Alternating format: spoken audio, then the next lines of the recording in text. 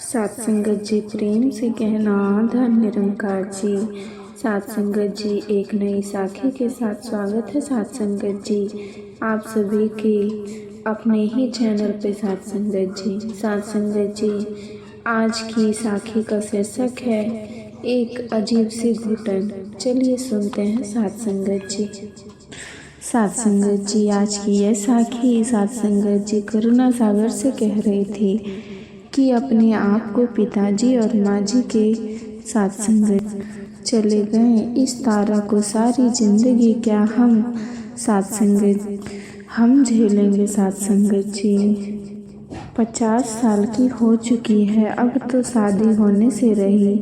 तुम्हारा छोटा भाई परिवार को लेकर नौकरी पर चला गया। एक मैं और मेरे बच्चे हम साथ संगत जी कितना निभाते रहे, क्या सारे रिश्ते। ये सुनकर सागर बोला, करुणा तारा दीदी इस घर की बेटी है। जितना संपत्ति पर हम दोनों भैया का हक है उतना ही इनका भी है।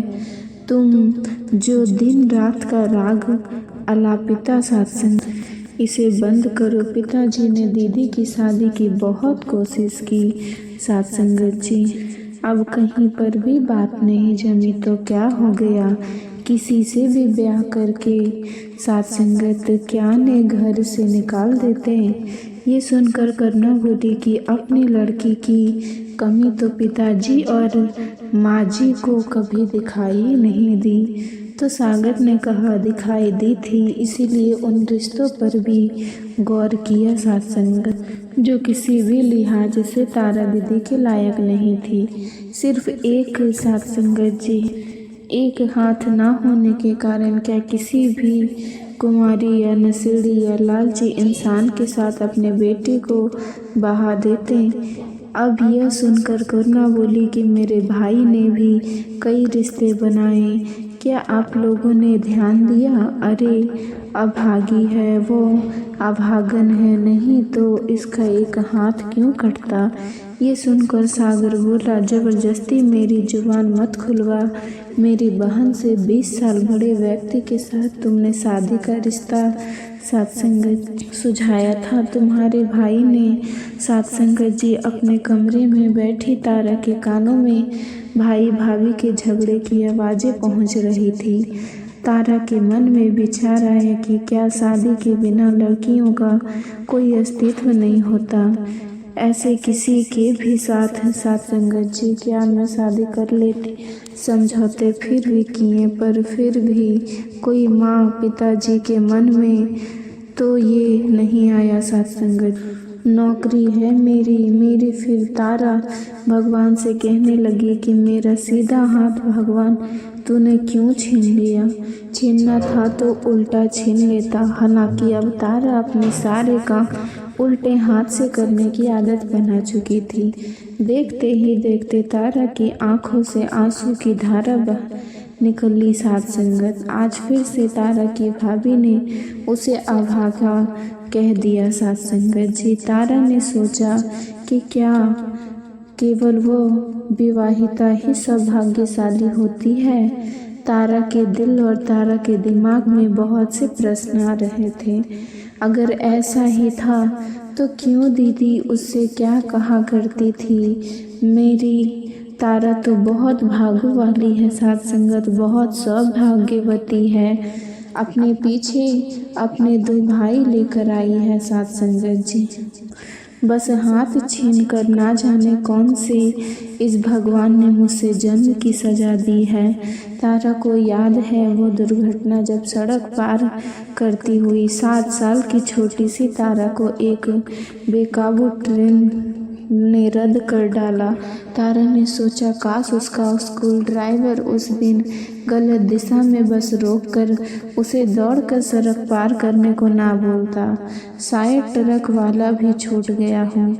बस इस ड्राइवर भी अपने हिस्से का सात संगत दंड भोग चुका हो, पर तारा को आजीवन यही सजा भोगनी थी। जिस दिन वह अस्पताल से लौटकर घर आई थी तो पोती के एक हाथ को देखकर दादी दहाड़े मारकर रोते हुए बोली थी, इससे तो अच्छा भगवान इसकी जान ले लेती, इसे उठा लेता।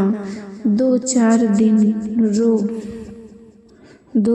दिन रो पीट कर हम बैठ जाते, लेकिन साथ संगत जी, लड़की जात है, कौन ब्याहेगा, कैसे गुजारा होगा। दीदी की बातों ने तारा की माँ और पिता के दिल पर छुरियां चला दी थी। माँ ने अपनी बेटी तारा को आंचल में छुपा लिया और पिता रुलासे होकर बोले, ऐसा मत कहो माँ, भगवान ने मेरी बच्चे की जान बख्श कर मुझ पर एहसान किया है। यह तो सौभाग्यवती है जो एक हाथ पर ही ग्रह टल गया। देखना, जब ये पढ़ लिख कर अपने पैरों पर खड़ा होगी तो रिश्तों की लाइन लग जाएगी। इसके लिए साथ संगत जी, तारा ने सोचा, काश मेरी दीदी की इच्छा पूरी हो जाती तो आज मैं अपने छोटे भाई भाभी के सामने यूं अपमानित ना हो रही होती। साथ संगत जी, तारा ने उसी समय कागज निकालकर अपने साथ संगत जी तबादले के लिए आवेदन कर दिया। तारा आंसू पोंछते जा रही थी और कलम चलाते जा रही थी। तारा का तबादला बिहार के स्कूल में कर दिया गया। साथ संगत जी, तारा का भाई तो दुखी था कि मेरी बहन कैसे रहेगी, कैसे सारा काम करेगी। भाई के मन में यह भी विचार आया कि इसने भाभी के कहने को दिल से लगा लिया होगा अपने भाई के मन में। साथ संगत जी, देखा तो तारा ने अपनी भाई से कहा, मेरे भाई के मन को देखकर ही मेरे अंदर ये साहस आया है साथ संगत जी, और अब मैं सही अर्थों में अपने पैरों पर खड़ा होना चाहती हूँ। कोई परेशानी होगी तो मैं ज़रूर बताऊँगी। वैसे भी जहाँ पर मैं जा रही हूँ, स्कूल का अपना एक अलग कैंपस होता है, एक तरह से मेरे परिवार ही बन जाएगा।